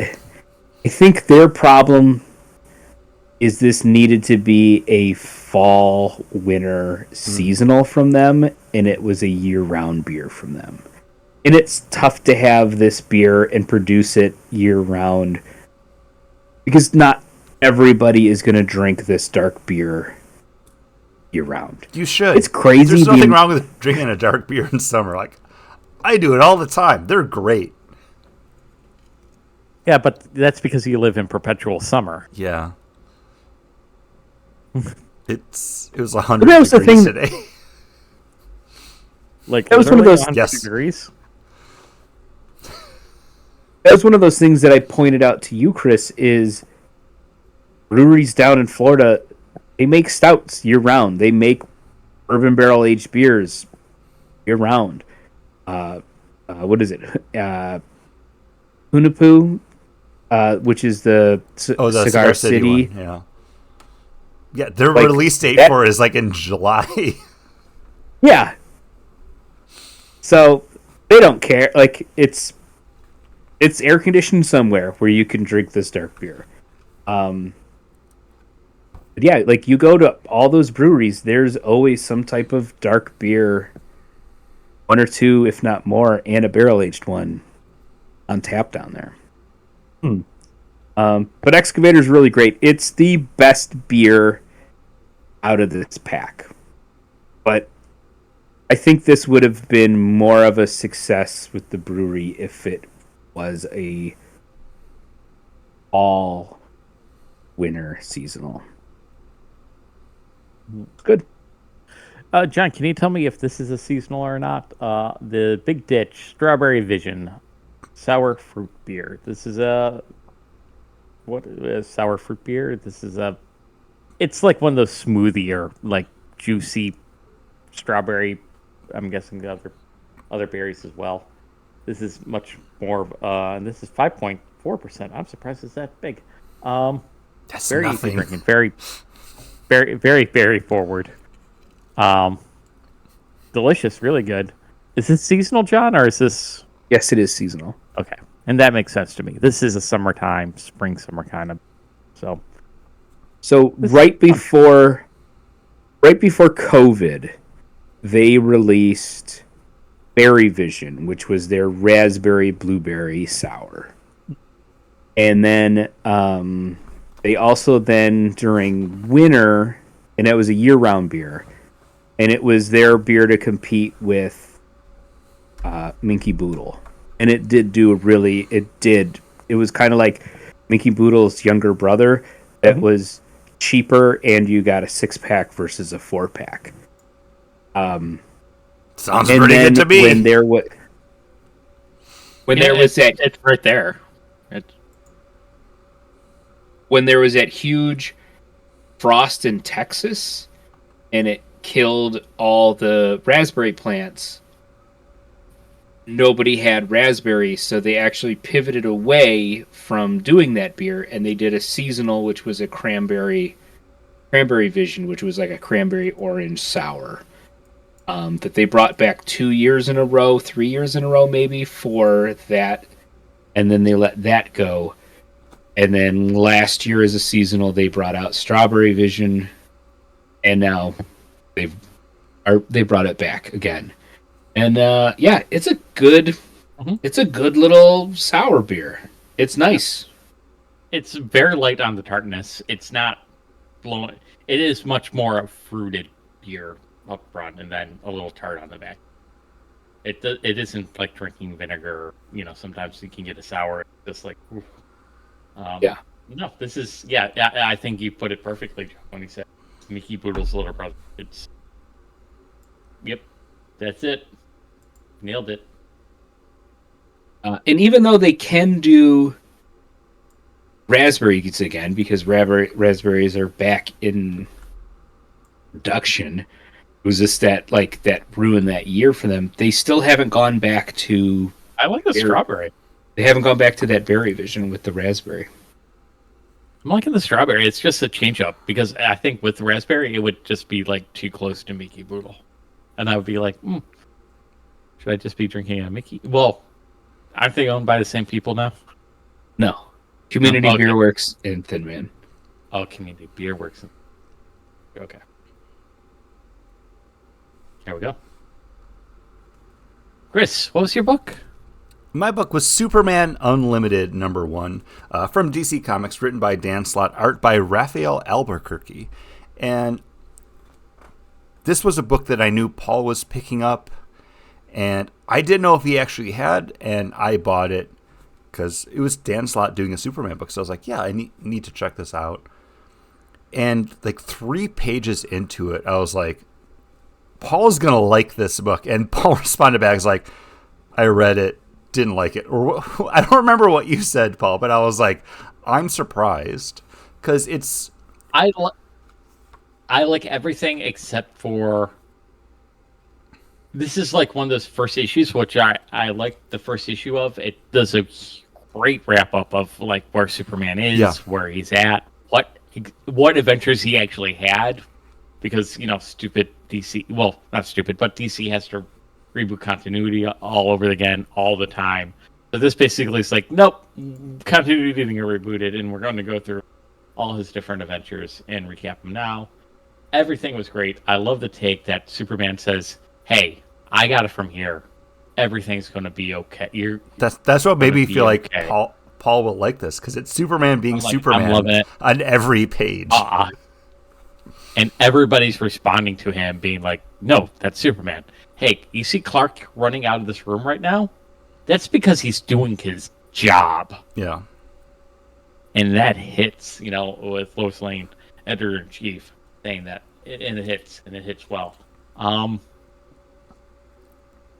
and Papa Kent alive, Yep. right? Yep, Yeah. Guys, loving it. we are in the summer of Superman now. Like, it's real. It's happening. And My problem with this book is the end, and we can talk about that later. we'll get there, because Dan Slott coming on to Superman, and this reads very much like this could have been called My First Superman comic, because it catches you up on Superman in a big way. It's to go back to thing. It's kind of a greatest hits of Superman to let you know everything about this character. And I think for DC in the summer of Superman to have a Superman #1 coming out, that's like a good jumping on point. Because at where we are right now, like, I don't know, we're at Superman number 25, 26, Action Comics number like 1,000 something. Paul, you had mentioned you picked up Supergirl #1. I also picked that one up and really enjoyed it. Not to talk about a book that we're not talking about, but I liked it enough that when I go to the comic book store this week, I'm going to be like, hey, pull me Supergirl, because I think there's like an interesting enough hook to it. I already told my comic book store, like, yeah, subscribe me to Superman Unlimited, because I think there's enough good stuff here that I want to see where it goes. Catch you up into the story. Daily Planet has a new owner. It's someone who already has a media empire, and the Daily Planet's going to be what kind of lends credence to everything else that she does, because a lot of their other stuff is just kind of like gotcha journalism. But don't worry, Lois Lane will be calling all the shots. Clark Kent is the Daily Planet's Superman reporter, so if anything happens with Superman, he's the one that reports on it. Very clever way for them to say, like, oh yeah, Clark can't be here. He's covering that Superman thing. But coming into this with Dan Slott kind of getting to do his, I get to retell that Superman origin story, where it's not delving too much into the, like, oh, destruction of Krypton. It's just like a one panel thing of like, oh, my cousin, oh, crypto, oh, my adoptive parents. I think it works very well in just like a quick, breezy, like, if you haven't read a Superman comic book before, but you want to read the new or the current Superman, this book's very accessible. I think it does such a great job of setting that table and still doing something new. Because to get to what Paul, I think, doesn't like about it, there's a meteor that's streaming towards Earth after his day-to-day rounds, which is what made me think that Paul was going to like this book, because it's Superman catching, street-level thugs, and then, like, one of them's like, Superman, you saved my aunt back in Central City. I don't know if you remember, but I just want to say thank you. And, like the other guy's like, dude, keep it cool. It's like, yeah, but it's Superman. That's my favorite aunt. Like, I really loved those kind of moments that we get in this book for, like, those first few pages. That makes me feel like, yeah, Dan Slott gets who Superman is. And coming from stuff like Spider-Man and Fantastic Four, like, books that should have heart but still be superhero books, that's what made me be like, yeah, this is a book I have to buy. But when meteors streaming towards Earth, when Superman goes to destroy it, push out of orbit, it turns out it's actually kryptonite, like sheathed in something else, that knocks him out. But that meteor knocking him out and still hitting Earth completely changes the status quo. So, Paul, throwing it over to you now. Talk about Superman Unlimited. John, have you said anything about the book yet? No. Do you want to? Yeah, sure. Okay. I thought it would be hilarious if he went, no. It's perfect setup. I'm sorry, John. I love you. I love your opinion on some things, but I need to know why Paul didn't like this book. When Paul's like, Okay, I wait. love Superman now. Paul, ask me again. Did you want us to talk about Superman? No. No, John, go ahead. No, it's fine, Paul. No, my problem with the book is I love this book. Awesome first issue. Where it ends, I feel like, they're just trying to clean house because they have so many different super characters out there now that they had to come up with a way to put them on the sidelines and have Superman be the only Superman in the room. So how does it end, Paul? Because I left this up there for you to talk about. That Kryptonian kryptonite meteorite does actually break up. Superman's able to cause it to break up into dozens of pieces, so it doesn't actually destroy the Earth, but a chunk of it does land in a now bustling city that has been mining it and using it as its new material, and we are now in the Age of Emerald. That's right. The human race has now adopted using kryptonite for building materials and to power devices of all sorts, leading everybody with any kind of Kryptonian heritage to become vulnerable and basically get hurt during fights, except for Superman for some reason. And when they try to explain it, they just say, because of this, and he's like glowing gold. And I'm like, okay, I don't need Superman to be that's not I don't know. I was so interested in Superman just doing his daily stuff, and he's existing in the DC universe that I know and love, and I didn't need a whole town made of kryptonite. I don't need the world being covered in kryptonite, and yet Superman doesn't need to worry about kryptonite now to be interesting to me. I was already sold in there and book, so when that is a turn for what this book is going to be about, I was like, okay, I'm less interested in it. That's all. Still liked it, still enjoyed it, but I'm not super sold on the super gold Superman. What I did like was the beat up Superboy and beat up Supergirl there, and being like, it's that blue collar mentality of like, people still need to be saved. Like, yeah, they have this out there. We just have to find a new way to keep going. It hasn't stopped them.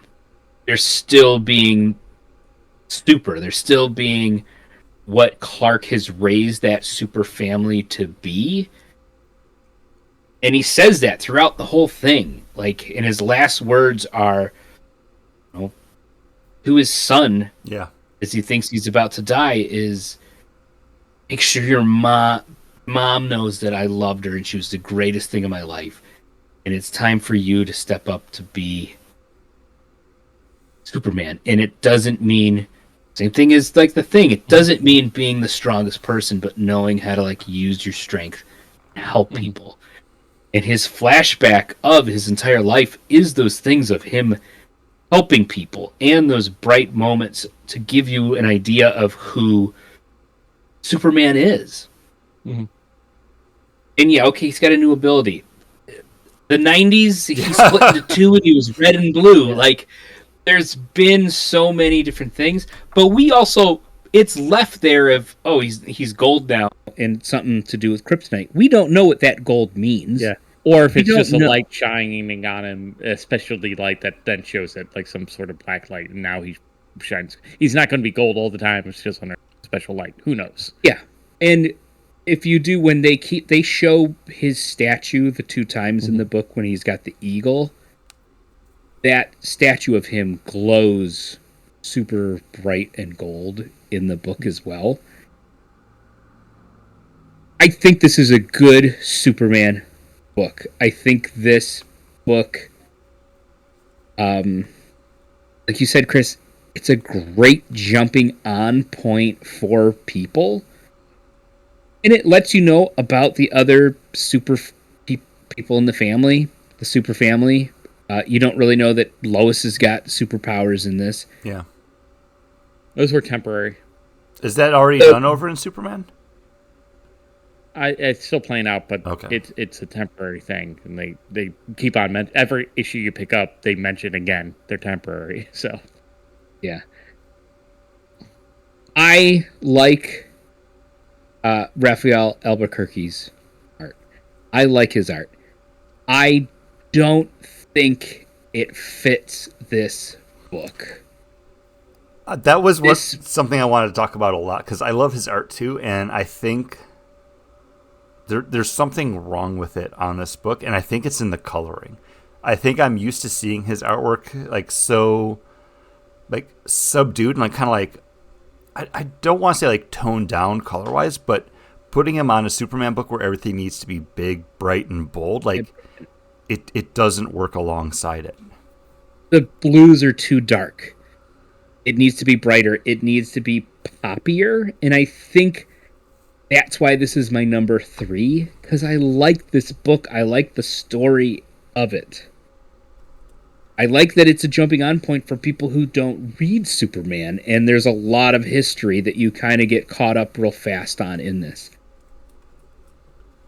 But the art just doesn't work. And if you think about like that Superman issue where it was written by the 3 people who are writing like Superman, that art worked so much better. Editor's note: see the Summer of Superman special listed in Bag and Broadcast episode number 608, the April monthly look back. Yeah, but like so there's so many on this book, and again, I don't want to take money or food out of a starving artist's mouth, but Raphael Albuquerque, great artist. It's one of those things like, oh, he's on the Superman book, but then I see the Superman book and I go, oh yeah, there's a reason he shouldn't be on a book like this. And that's the thing that took me out of this book the most. And there's some spots where I'm like, oh, that looks really good. Yeah. Oh, that looks good. And then there's stuff where I'm like, oof, that doesn't look good. But there's so many artists that I think could have really done a great job on this book and popped with those colors. And yeah, that's the thing against this book, and I hate it being Raphael Albuquerque. Yeah. I think the flashback stuff looks a little bit better. And not to, again, like, his artwork is still like leagues beyond anything that I could ever do, but I just keep going back to the coloring, and like I think there's just something off. It's not bright enough. It's not tuned to his artwork.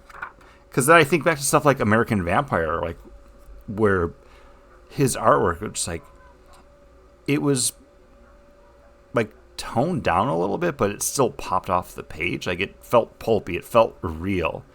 And here it's not what you expect or want like a Superman comic book to look like. But there's still moments where like it works and it looks so good. But this will be my Superman book. Like I'm already locked in. Like I will continue on this, and I have no hesitancy in that. Like I think I like this enough that like, yeah, I'm gonna keep going for however long this books go for, because those times that we have read Superman because Paul submitted it to the Midnight Society for reading, like I've really enjoyed it, and here I can get in kind of on that ground level.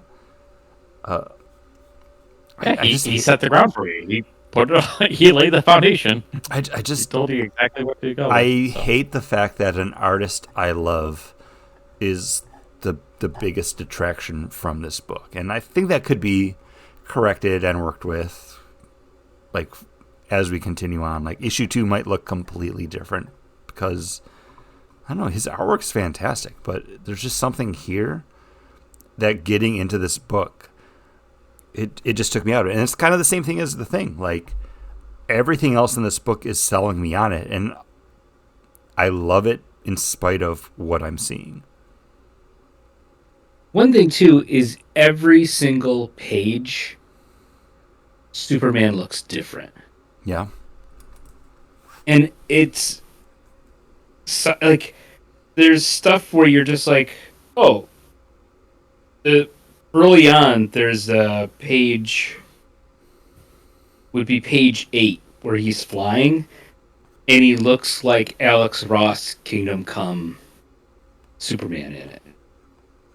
And then, like, 2 pages over, he looks completely different, and it's when he's talking to the girl who's playing the song, and the sun's coming over there, but he's got, like, he looks different. And then the next the page... chin's different on it.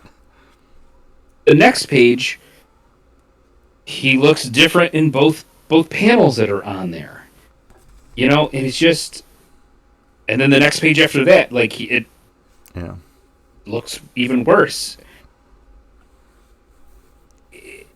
It just doesn't fit the book. And it just thinks... Like, Raphael Albuquerque, I feel like would have been better suited for the Thing book than this. Yeah. Yeah, it was good. Superman book, number 3. The Thing, number 1. Exquisite Corpses, number 2, and then the Superman book. And Paul, I can totally understand, like, what it just... There's a part where it just kind of starts falling apart. Yeah. And I even got a little bogged down when it's going through Superman's history. That I was like, okay, yeah. Got it. I know. I like all that. It's just the new status quo that they're setting. I'm not that interested in it. I was interested in...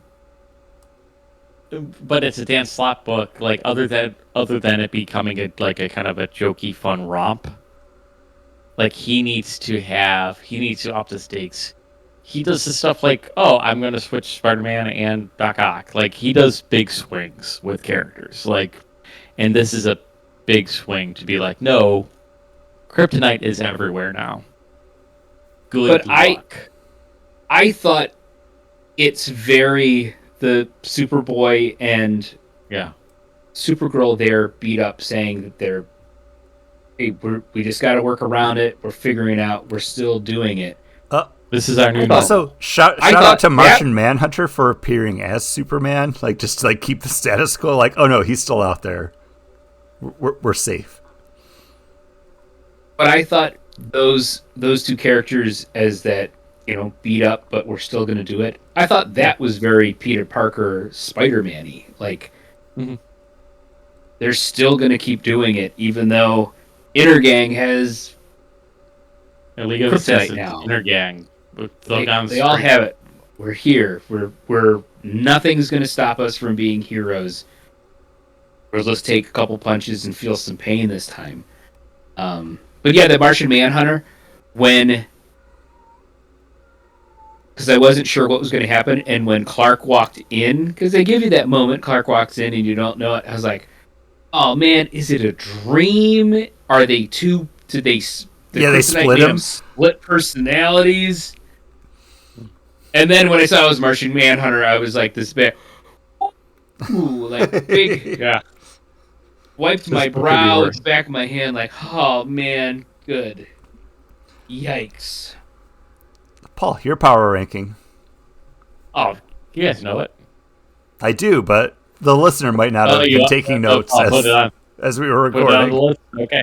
Yep. So let me make sure your notes are right, Chris. Working for the back, Exquisite Corpses, number 3, obviously. Paul, I know you love to work it from the back, so yes, you are correct. Yeah. And then a pretty big jump up to Superman Unlimited, number 1. And then a moderate jump. Not a tall building in a single bound. kind of jump, but maybe cross the street. We have the thing number 1. Yep, that was how I wrote everything down. For me, Superman Unlimited as my number 1. I said this is going to be my Superman book. I will be picking this up. It's the Summer of Superman, everybody. I'm in. I'm here. Exquisite Corpses number 1, my number 2. It caught me enough that I do want to keep up with this, but I think keep up his trade just to see where it's going. John, we didn't talk about it in the actual discussion. Is this an ongoing, or is this like a limited series or like maxi series? Do you know offhand? I think it's a mini series. Because if it's a mini series, but Maybe. each issue is like 60 pages long, like that's still a beefy boy. And then I'll probably just buy it as like a collected thing then. Is it one issue per Per house, per state? Because that would make sense. Like if okay, issue 2 is like Lone Gunman taking out New York or whatever. It would make more sense since, especially now that we know it's only 12 killers. I'm like, okay, one a month, that's 12 issues. You're good. Yeah. So it says on the inside page where it says like the writer and artist and everything, it says Exquisite Corpses Season 1, Issue 1. So you might have 12 issues of this year's, and then you might get next year's. No, this But I might feel have like- to happen all throughout one night. It's 12 hours. Or I'm going to guess, well, it wouldn't be 12 hours because it's past the equinox. Pretty Well, close sure enough. it's sunset to sunrise. Right, so 12 hours. Or it's sunset till one's left standing. Yeah. But yeah. You would think that's a day, not... It could be 24 hours. Could happen. But then Thing, my number 3. And again, I love the book. I think it's a great way to look at the Thing. It felt like it could have just... The Thing. It could have just been like a filler arc in a Fantastic Four book. And I wouldn't have batted an eye. Like, Paul, if you had brought that to the table and been like, oh, we're reading Fantastic Four number 28... They'd be like, all right, yeah, this makes sense. Oh, they're doing a filler arc. They just had like a big thing happen. This is the calm, like the deep breath before we get into like the next big crossover. But again, Well, we read that one Fantastic Four issue where it was like the Femme Fatale Sue Storm one, with it was like Paste Pat Pete. yeah, Grease Pop Eat. yeah. Um, Fantastic I Four could totally- be anything, and I accept it because it's Fantastic Four. Like you have that flexibility with those characters. Yeah. Yeah, and I think this is, instead of having this as a story within Fantastic Four, having it be a Thing miniseries, A thing. a thing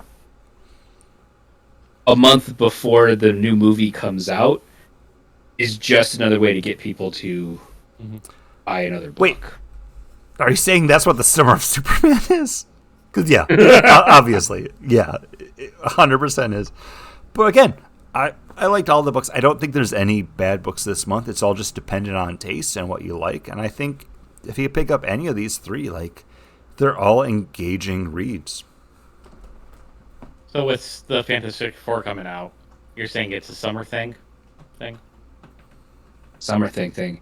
I do have to say, with everything that they've been doing and growing with Superman over the last couple of years, it feels so much more organic that this is where they were going to go anyways. That it's not just that tie-in to that movie coming out. Paul's been making us read Superman comic books since Bendis started writing on them, 4 years ago?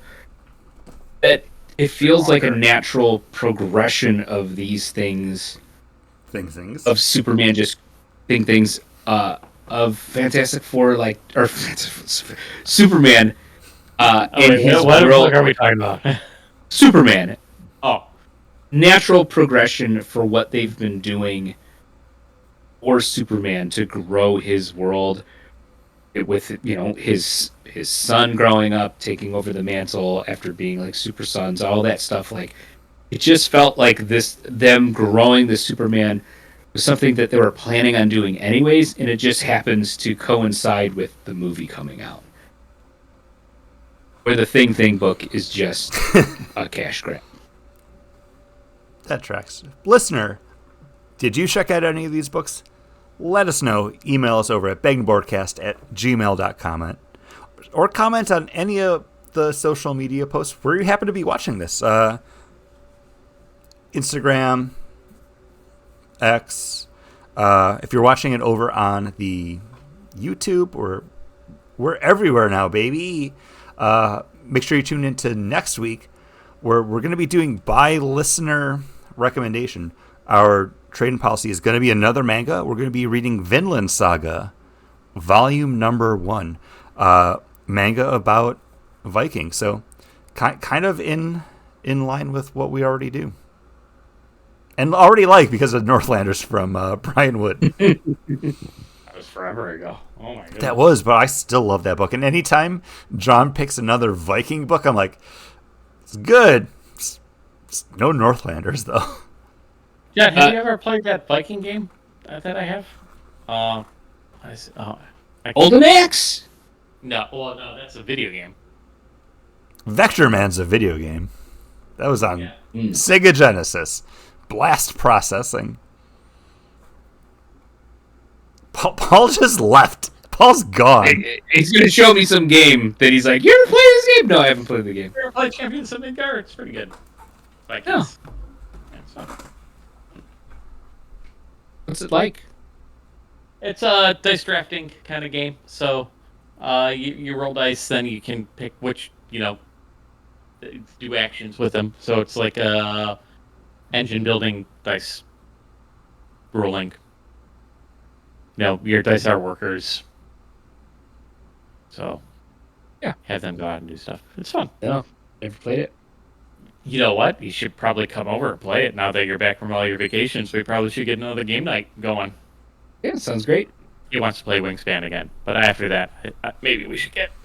Kate wants to play Wingspan again? Yep. Oh, we converted her, huh? Yeah. Well, I own it, so we played it quite a bit since. Oh. Well, good. I'm glad we were able to get her. It's like couponing, but with birds. Get Love Letter going. So our listener is saying, been meaning to start watching Vinland Forever, and Better Paul also says, get Love Letter going.